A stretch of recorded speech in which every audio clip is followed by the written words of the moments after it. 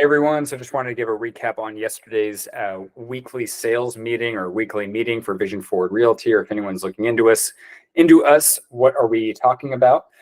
So one of the things is we have, which today, if you're watching the video, it's a building wealth with real estate seminar. And then don't forget that we have the Easter egg hunt at the end of March, so the day before Easter. Both of these events are great to invite people and start conversations. So as you're looking to build your brand, I think everyone gets a lot of tunnel vision on what they post on social media, and they forget that people only care when you care. And so when you personally invite someone to these events, it just shows that you care. It's also a good conversation piece. Because there's a lot of people looking to buy, they're looking to sell, or they've been thinking about it, but they've put objections in their mind as to why they can't. But these are also going to be really good events. The Building Wealth with Real Estate seminar is perfect for first-time home buyers. It's also great for people who want to be real estate investors and seasoned investors, because I take a very unique approach to how I look at a lot of things.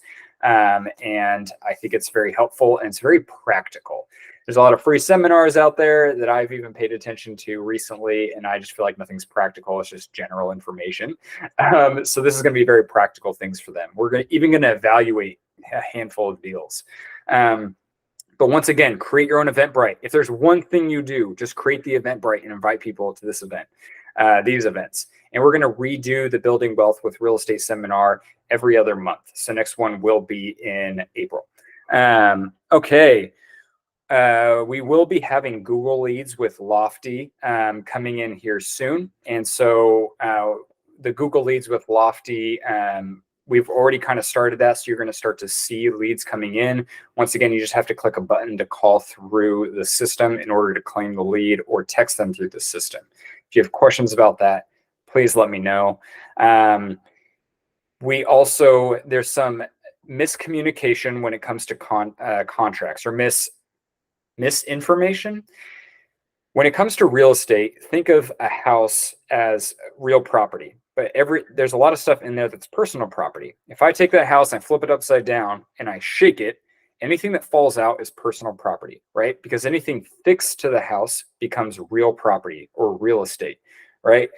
The problem is, in the residential purchase agreement for California, they've added some things that require a checkbox that are permanent property. So things like, honestly, a dishwasher a lot of times is hardwired into the wall. And so you can go and negotiate and say that that's real property. We had an instance where a Tesla charging station was hardwired and fixed to the wall. The problem is, in the contract, it said a electronic car charging station, and it had a checkbox of whether it was included or not included in the sale. Now, according to the California Association of Realtors and their legal team, if that's not checked, it doesn't matter if it's personal property or real property, it's not included in the sale. And so another agent failed to put that in their offer. They thought that it was going to be included. The homeowner decided to refer to the contract and decided to take it. And so the homeowner was correct. Now, here's a couple things. If you put that in the listing comments, then you are offering it for sale. So make sure whatever you're putting in the listing comments on the MLS, that you are clarifying with the homeowner if that's included or not. Have them read it. Have them certify, yes, that is okay to say all of that. The other thing is, as you're going to negotiate, so if I have a listing, I'm going to make sure I walk through almost everything. Obviously, water heater and HVAC are not included in the sale. But I want to go through everything that could possibly be left or misconstrued. I don't care if it's a curtain rod and it's fixed and supposed to be left. I want to clarify whether they want to leave it or not. And I'm going to clarify, if they decide to take it, they have to patch those holes. Same thing with pictures, because that is an option. Same thing when I'm representing a buyer. I want to make sure that I go through and say, what do you want? So we put it in the offer. I'd rather negotiate now than have this huge headache down the road, because that agent who failed to put that in the offer, that person is probably having to pay for them to have a new charging station in their house. But that's a whole nother story. So just remember to communicate as best as you can with that. Now, when it comes to the NAR lawsuit, wanted to give a little bit of an update. I've recently been reminded that there are a lot of companies that are involved with the lawsuit that definitely teach classes on never to negotiate your commission, never to reduce your commission. Your commission is your commission, and you don't reduce it. It's fine to say that if you're going to also say, I'm willing to not take the listing for that. The problem is they're teaching that and then also selling listings off market to other agents in their office. Boom. When that happens, I do think that whoever's filing these lawsuits stand a good chance to win against these people. So you are going to probably hear things in the news. I would just be ready to have conversations with people and explain that that's what the situation is. It's a good conversation piece for you to be able to say, hey, we'll reduce our commissions. We don't care. If you want to use me to buy a house, I'll reduce the commission on selling. If you want to buy investment properties, and I'll give you a credit towards closing cost on every one that you buy after. I'll help get you free property management, right? It's a good conversation piece for you. Same thing with that. Just keep an eye on where the market's at and try to educate yourself. Watch the video for the Thursday training class on handling objections, because we talk about a lot of stuff. Plug into our seminar that we have tonight on building wealth with real estate, or watch the recording once we do upload it, because it's going to give you a lot of good content and verbiage to use when you're talking with people. Remember, it's not about showing off how much you know, but asking the right questions and then being able to educate someone. Because if someone says to me, well, I can't, there's no way I could ever buy right now. I need to keep saving up. I'd much rather rent. I say, well, how much do you think you need to save up? That's going to be very eye-opening for you, right? And so a lot of the stuff we're going to, we talk about in the Thursday class and in the seminar, you're going to be able to use to kind of educate people. But you do understand that, when someone says, well, hey, I could rent a house for $1,000 less than buying it. Well, people don't buy real estate to save money per month. They buy real estate to lock in their monthly payment and to build equity. Have you ever thought about buying? Like, what if you bought a lower priced house, built up some, right? And so we talk a lot about that in the training. So please go through and watch that kind of stuff, because it's good conversations to have with people.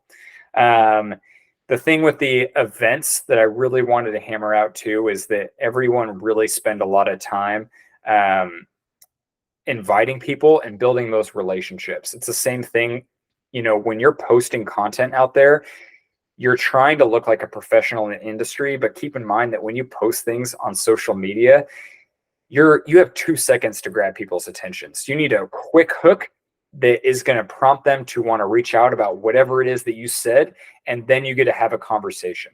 Whereas inviting people, you're opening the door just to have a regular conversation with them.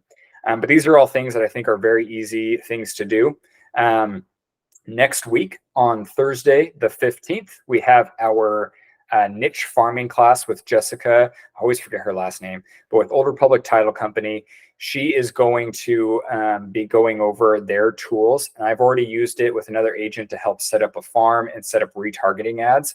So after that class, I'm going to really help you all dive in, for those of you who want to work a farm, on some good strategies for any budget and any time commitment.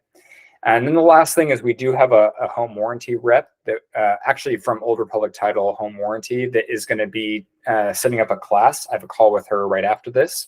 And she's going to give us pricing on all of their products so that hey, when I go and I put that the seller pays for something, I know which package to increase as far as the dollar amount. Because a lot of times I'm finding where we're just guessing a dollar amount. And so if I put $700 for the home warranty to include the HVAC, and the higher end one is only $650. Well, I'd rather put $650 because at least that's a less of a cost, and maybe that'll help us win the offer. Because if I'm competing with someone else and they put $650, or I think the basic home warranty is $530 with them, then someone else should just put $650 because they don't know, and it says price not to exceed $650. Well, I want to win the offer. And so if mine says $530, maybe mine will stand out a little bit better. So the other thing is, it's nice whenever I talk to my clients that I can say, hey, we know our home warranty rep. And so if you ever have any issues, please reach out. She usually will go to bat for us to make sure that that stuff gets fixed and handled. So that was the main gist of everything. We're going to try to do a brokerage get together probably in the next couple of weeks. And so I'll be putting out more information about that. Have a good day, everyone.